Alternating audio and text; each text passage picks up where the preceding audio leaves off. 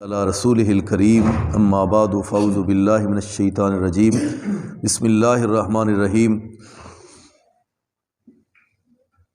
وحرام علی قریۃ اہلکناها انہم لا یرجعون،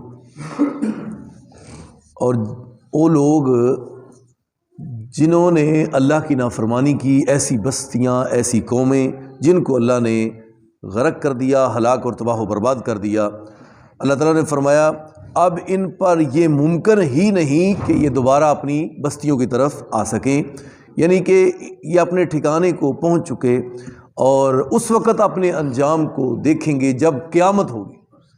حتی اذا فتحت یاجوج و ماجوج وہم من کل حدب ینسلون، اور جس وقت یاجوج و ماجوج کو کھول دیا جائے گا۔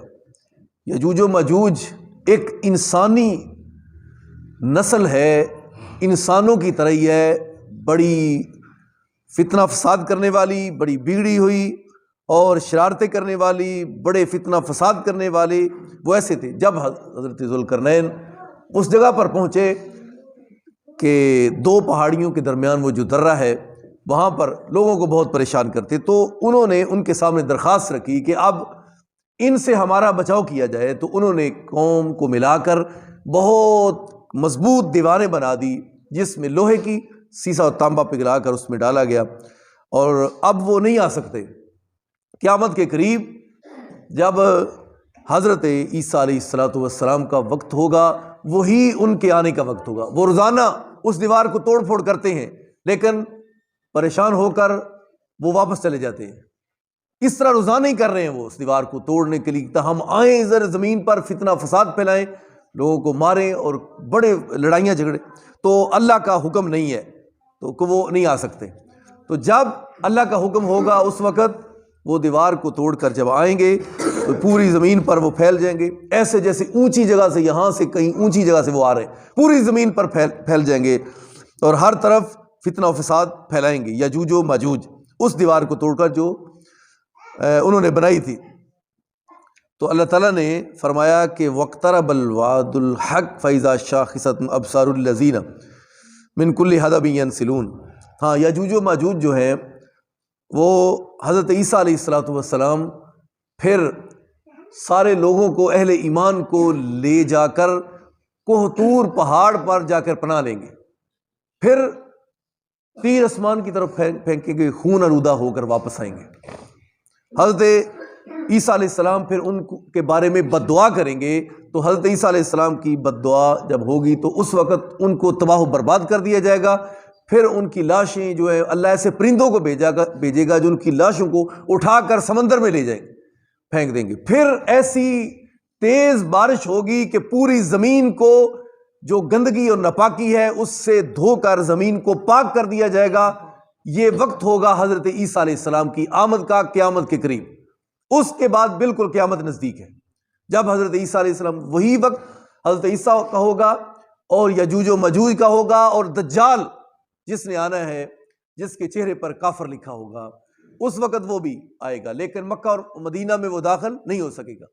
یہ سارے دور حضرت عیسیٰ علیہ السلام کی جب آمد ہوگی اس وقت بھی، وہ وقت بھی ان کا ہوگا قیامت کے۔ تو حضرت عیسیٰ علیہ السلام، اللہ ان کو پھر فتح اور غلبہ ایسا عطا فرمائے گا، پوری زمین کو عدل و انصاف سے بھر دیں گے، 7 سال تک وہ اس زمین پر حکومت کریں گے، اور عیسائیوں کو بھی کہیں گے کہ میں بھی آیا ہوں عیسیٰ، لیکن میں عیسائیت کی تبلیغ کرنے نہیں آیا، میں بھی اس آخری نبی کا مرید بن کے آیا۔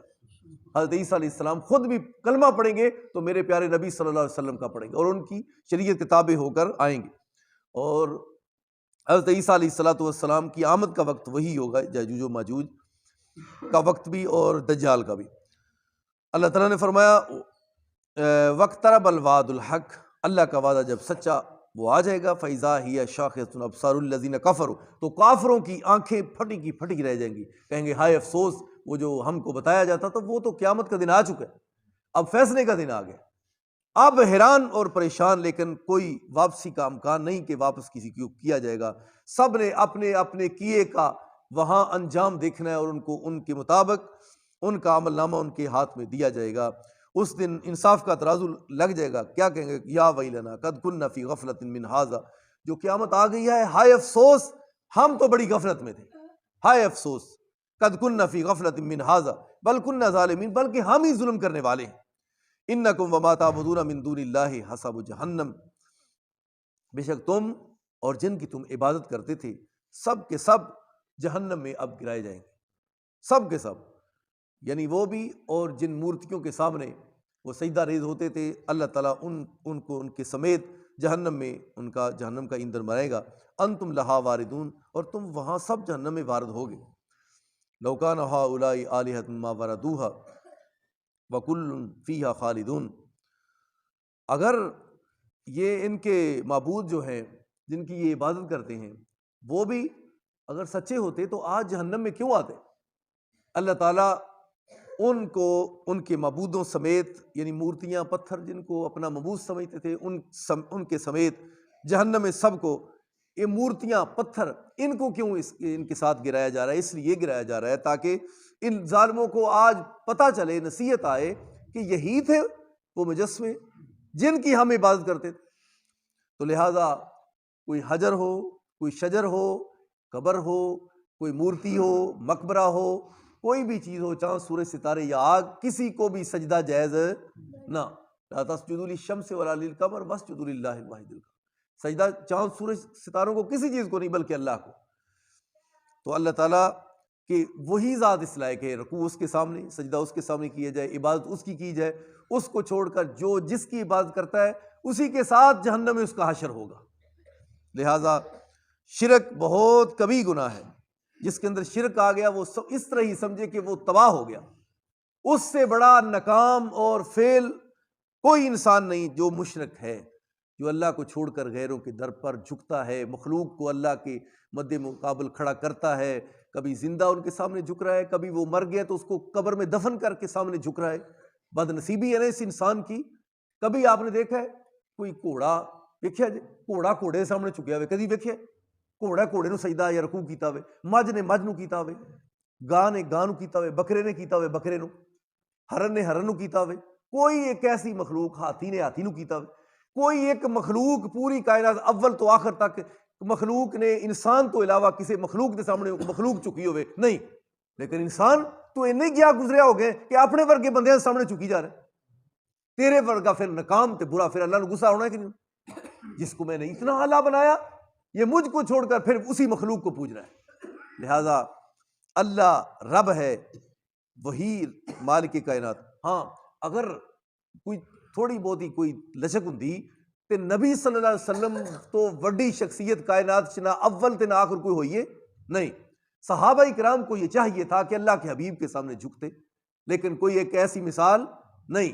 اگر صحابہ 1,00,000 سے زیادہ ہیں، نبی علیہ الصلوۃ والسلام کے اوپر اپنا تن من دھن قربان کرنے والے، اولادیں قربان کرنے والے، مکان کوٹھیاں اور اپنی زمینیں، اپنے علاقے اللہ کے نبی کے کہنے پر انہوں نے چھوڑ دیے۔ اللہ کے نبی نے کہا سمندر میں چھلانگ لگاؤ تو تیار ہیں، کہا وہاں سے چھلانگ تیار ہیں، اب مکہ چھوڑ دو، حضور بالکل جیسے آپ کا حکم ہے۔ اس حد تک جو قربان ہونے والے ہیں ان کو بھی سجدے کی اجازت نہ ہے نہ انہوں نے کیا ہے۔ لہٰذا اپنے عقیدوں کو درست کرو، اپنے نظریات کو درست کرو، ایک اللہ کی خالص عبادت کرنی ہے اور مدینے والے مصطفیٰ کی خالص اطاعت کرنی ہے۔ اللہ کے نبی سے بڑی کسی کی بات ہو سکتی نہیں ہو سکتی۔ تو اس دن یہ ظالم اپنی جن کی عبادت کرتے ان سمیت جہنم میں ان کو گرایا جائے گا۔ لہم فیہا زفیر وہم فیہا لا یسمعون، جب جہنم میں جائیں گے تو اللہ نے ان کی کیفیت کو بھی بیان کیا ہے۔ اس وقت انی چیخو پکار کریں گے، اینی چیخو پکار کریں گے، رون گے، آہوزاریاں کریں گے۔ وہم فیہا لا یسمعون، تو وہ اس میں ان کی آہوزاری کو نہیں سنا جائے گا، بالکل نہیں سنا جائے گا۔ ان جہنم میں ان کا شور ہوگا کہ وہ کیا کہہ رہے ہیں، ان کی چیخو پکار کو بھی وہاں سے نہ سنا جائے گا قیامت کے دن جہنم کے اندر۔ تو لہٰذا اب قرآن نے واضح کر دیا ہے، اللہ سے یہ دعا کرو اللہ تعالی ہم سب کو لا الہ پر قائم رکھے۔ لا الہ پڑھ لیا تو پھر اس تو علاوہ غیر دی عبادت ختم ہے۔